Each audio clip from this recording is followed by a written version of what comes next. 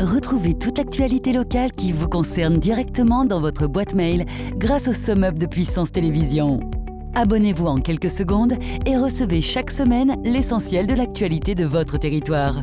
Le lundi midi, retrouvez un résumé complet de l'actu du week-end. Le vendredi soir, faites le point sur les infos de la semaine écoulée. Pour recevoir le SumUp, rendez-vous sur Puissance Télévisions et abonnez-vous grâce à l'onglet dédié au bas de la page. Avec le SumUp, vous n'avez plus aucune raison de ne pas être informé.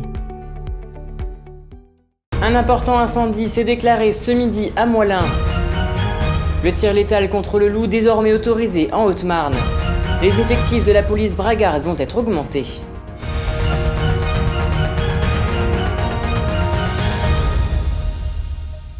Bonsoir à tous, bienvenue dans votre journal du mardi 20 avril 2021 et ouvrons cette édition avec cet impressionnant incendie qui s'est déclaré dans une maison dans la commune de Moilin en Haute-Marne.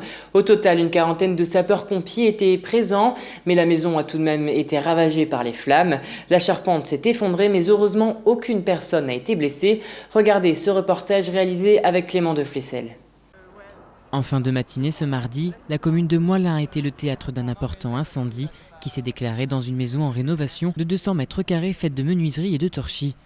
À l'arrivée des sapeurs-pompiers, des flammes sortaient du toit, la maison était donc totalement embrasée. Rapidement, la quarantaine de soldats du feu venus des casernes de Saint-Dizier, Joinville, Chevillon et Vassy, sous le commandement du capitaine Clarel Lorrain de Saint-Dizier, a mis en place une attaque du feu. De gros moyens ont été déployés, de fourgons incendie, une échelle ou encore de porteurs d'eau. Mais le nombre de camions qu'il y a, on se dit mais ils vont pas réussir à maîtriser le feu parce que plus ils arrosaient, plus les flammes étaient hautes.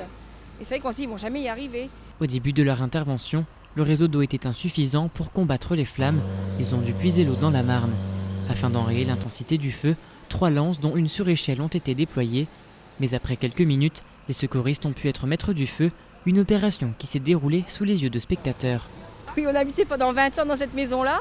Même si c'est plus chez nous, on a quand même se dire pourvu que ça touche pas les autres. Ouais. Mais non, les flammes qui étaient très très hautes, c'est impressionnant quand même. Hein. Si, et la chaleur, le ressenti de la chaleur que vous avez en tant que spectateur.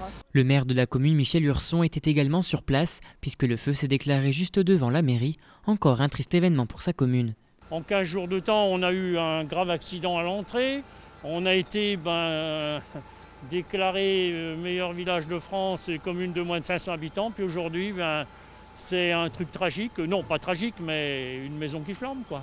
En début d'après-midi, quelques engins ont pu regagner leur caserne, tandis que certains pompiers finissaient l'extinction du feu. Heureusement, cet incendie n'a causé aucune victime et n'avait aucun risque de propagation. Pour l'heure, l'origine de ce feu n'est pas encore connue. Une enquête est en cours. Depuis le 1er janvier 2020, le département de la Haute-Marne a subi 23 attaques de loups, dont 12 se sont déroulées dans les alentours de la commune de Poisson, près de Joinville. Depuis début avril, 3 attaques de loups ont été recensées en l'espace de 10 jours. C'est donc une situation préoccupante pour les éleveurs, contraints de ne pas sortir leurs bêtes. Le préfet de la Haute-Marne, Joseph Zimetz, est allé à leur rencontre à ce sujet. Suite à ça, le représentant de l'État a autorisé le tir létal défensif, un arrêté sous le coude qui n'est pas encore signé puisque ce sont les éleveurs qui doivent en faire la demande. Écoutez. J'ai autorisé, nous sommes en train là d'envisager un arrêté de tir simple, mais tir létal, qui va autoriser les louvetiers et les éleveurs dans un encadrement juridique bien précis, car vous le savez, le loup est une espèce protégée par des conventions internationales. Néanmoins, nous devons porter assistance à nos éleveurs, nous devons défendre nos éleveurs, les aider à défendre leurs troupeaux, et donc des tirs de défense simples, donc tirs, encore une fois, létal, vont être autorisés d'ici la fin de la semaine. Donc nous relevons le niveau de protection aujourd'hui de nos troupeaux, de nos éleveurs, face à un loup dont la présence semble avérée dans une zone, dans cette même zone autour de Poisson. C'est une nécessité pour 2 raisons. D'abord, pour faire face à la récurrence des attaques. Je suis frappé par le nombre d'attaques récurrentes. Quand on va discuter avec les éleveurs aux abords de la zone, on a l'impression qu'ils connaissent le loup, qu'ils connaissent ses déplacements, il s'agit d'une bête qui a un itinéraire bien identifié par les éleveurs et par les gens qui connaissent bien le terrain. Donc il s'agit de répondre à non pas une anxiété, une vraie nécessité et une préoccupation qui est que ce loup, il est là, il a déjà attaqué à de multiples reprises les mêmes troupeaux et donc il faut maintenant qu'on se donne les moyens de protéger nos éleveurs. Et merci à Alison Godefroy pour les images. Passons à présent au chiffre du jour qui s'élève à 1 073 040, ce qui représente le nombre de personnes qui ont reçu une première dose de vaccin dans la région Grand Est. Le cap du million est donc dépassé et quasi 20% de la population de la région est vaccinée. Et terminons cette édition en allant au commissariat de Saint-Dizier. En effet, à la suite des annonces du président de la République sur l'augmentation des effectifs de police et gendarmerie, le commissariat Bragard est concerné et va voir son effectif augmenter. Le préfet Joseph Zimet était présent pour l'annoncer. Un reportage réalisé avec Clément de Flessel et Alison Godefroy. 10 000 policiers supplémentaires d'ici 2022 sur le territoire national, c'est ce qu'a déclaré Emmanuel Macron, le président de la République, ce dimanche soir. Ce matin, le préfet de la Haute-Marne, Joseph Zimet, était au commissariat de police de Saint-Dizier afin d'annoncer l'arrivée de nouveaux effectifs au sein de l'établissement.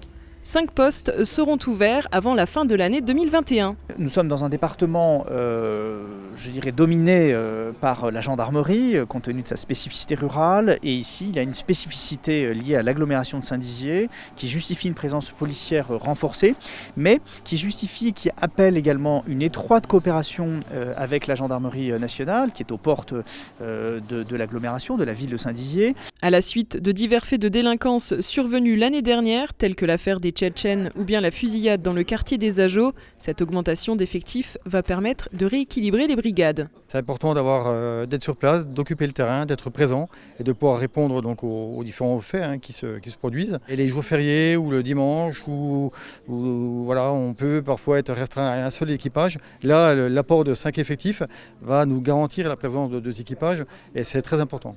L'objectif pour le maire de la ville est de gérer la délinquance à l'échelle du bassin de vie en coordonnant les services de police et de gendarmerie du Triangle afin d'enrayer ce fléau quotidien. L'insécurité, ce n'est pas les 5 policiers qui vont calmer l'insécurité. En revanche, ça facilite le travail de la police. La police nationale est un très bon partenaire pour la ville, un très bon partenaire aussi pour les habitants eux-mêmes. Et je pense qu'il y a quand même peu d'habitants qui pourraient dire qu'en ayant appelé, ils se sont fait renvoyer dans leur pénate. Parce que c'est vrai que la police réagit toujours très vite. Le commissariat de police de Saint-Dizier passera donc de 88 policiers à 93. C'est le seul effectif départemental qui sera augmenté. Du côté de Chaumont et de Langres, le nombre de policiers et gendarmes reste inchangé. Et c'est la fin de cette édition. Merci à tous de l'avoir suivi. Dans un instant, vos prévisions météo de demain. Très belle soirée à vous. Toute l'actualité qui vous concerne, à voir et ou à revoir, dès maintenant sur puissancetélévision.fr et sur notre application mobile.